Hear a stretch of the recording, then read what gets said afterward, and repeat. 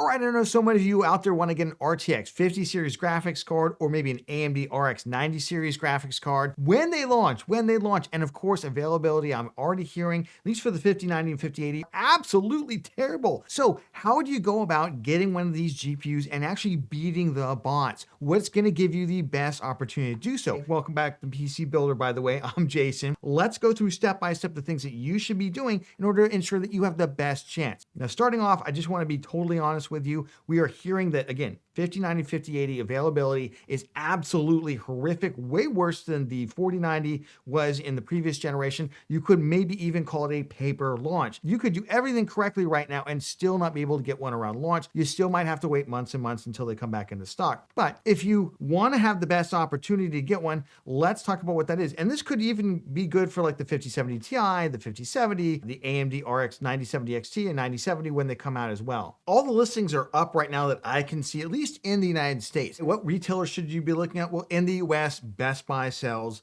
the NVIDIA Founders Edition cards, and you can see the 5090 is not out yet. I'm filming a couple days before, and you can already see the listing here. In fact, the 5070, not even out yet. And you can see it here. And we don't even know when the 5070, the exact launch date, of course.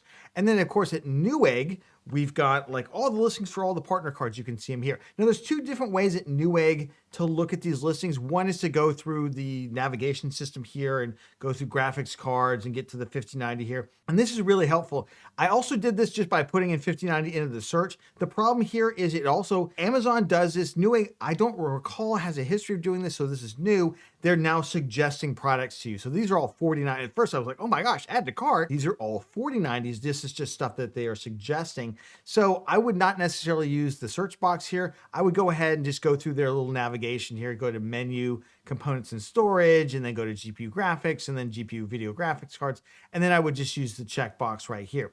Just note that some of these, of course, may be third-party listings, so you can always just click the sold by Newegg as well. Just kind of safeguard yourself from getting scammed or something like that by somebody. I wouldn't necessarily look at Amazon on launch day because they typically do not have GPUs that launch at that time. Now, you can, of course, do a search and just kind of keep checking. It doesn't hurt. However, I would focus my efforts on retailers that are definitely going to have them, like Newegg and Best Buy. Other possible US digital retailers are going to include like B&H. So just check out the cards that you can find out there, the listings. Obviously, if you have a Micro Center near you, you can go stand in line. People are actually camping out overnight, get in line at Micro Centers. It's kind of a great time. And we got a 4090 at Newegg on launch day doing what I'm about to show you here. First thing, obviously, you want to make sure that you're going to be signed in and you have all of your account details in your account and ready to go. I can't tell you how many times I've seen somebody hit refresh on the listings. They click to grab that listing, they dump it in their cart, they go to checkout, and they're like, oh, you haven't logged in.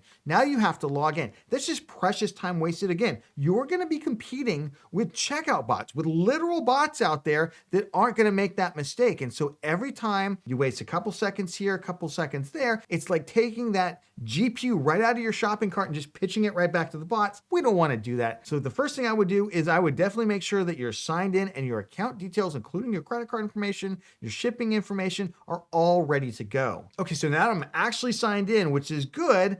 I want to go to my account details. So we'll blur out any account details here, obviously, that would dox me or something like that. But typically you want to go to something like account settings here, and then you want to go to your payment information and you want to set up the credit card that you want to use. Now, I just want to really emphasize, if you have any kind of security features on that credit card, they're going to flag a $3,000-ish purchase, $2,000 to $3,000 purchase, like a 5090. Maybe don't use that card, because what's going to end up happening is you're going to get through, it'll check out and everything, and then the card will be declined, but not while you're in the order process. It'll go through and it'll be declined.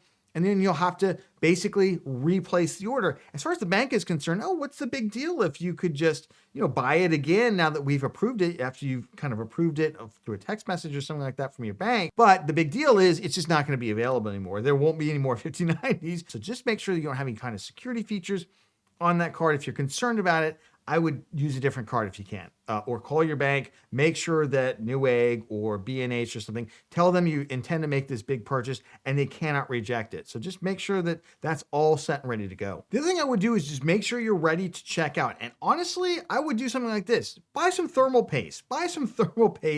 check it out all the way through. Make sure that you're totally ready to go. I mean, you can always use thermal paste, right? What the heck? So proceed to checkout here. Make sure you're just familiar with the entire process. Now here I am. What am I gonna need? I'm gonna need the 3-digit code from the back of my credit card. So you should have that like ready to go. You shouldn't have to like, oh no, it's in my phone wallet, or oh no, I have to go get my wallet. It should just be ready to go, that information that you're gonna use. And then of course, make sure you know how you wanna ship it. Don't sit there, oh, should I do FedEx overnight? Like just get the thing shipped. And I would actually try the card that you want to use, and I would buy something right now. Again, small value stuff. Buy some thermal paste, for crying out loud, and have it shipped to you, or something that you need anyway. Just make sure you're entirely ready to go. I would note for the Best Buy process that once you click onto it, they put you into an order queue. And then if they have a card that comes up in the queue, then basically you will get into a checkout process. You'll have a certain amount of time to get through the checkout process. And there have been some hiccups in the past. I recall that you had to be within a certain distance of a physical store before. There can be some other things that go wrong. I wouldn't necessarily go all in on getting a Founders Edition card. I would probably also try and pick up a partner card at the same time. And then I would be happy with whatever one.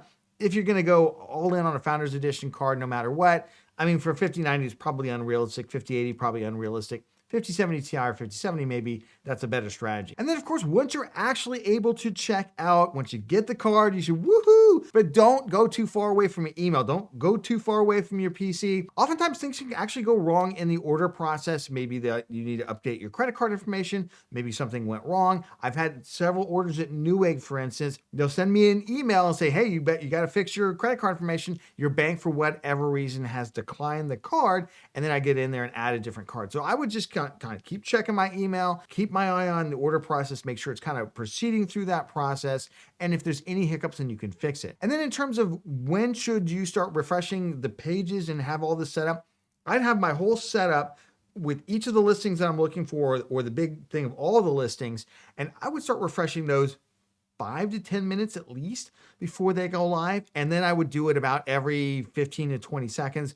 In the past, at least during the great GPU shortage, some of the sites were basically kind of bouncing you if you were overly refreshing it. And that's because there were a lot of these stock checking bots out there that kept doing this. So just be aware of that. I don't want to necessarily get you IP banned or something like that. I don't know if they're taking those measures any longer. We have not been in a GPU shortage situation for quite some time, but that's always a possibility. So just keep that in the back of your mind. Let me know down in the comments, what GPU do you hope to get? Or if you've gotten a GPU using a different method in the past, let me know down in the comments. What has been successful for you that maybe we didn't go over here? Or has this method been successful for you? Remember, if you got value out of this video, please give it a like, because it makes a huge difference to the channel, and subscribe for more cool PC content.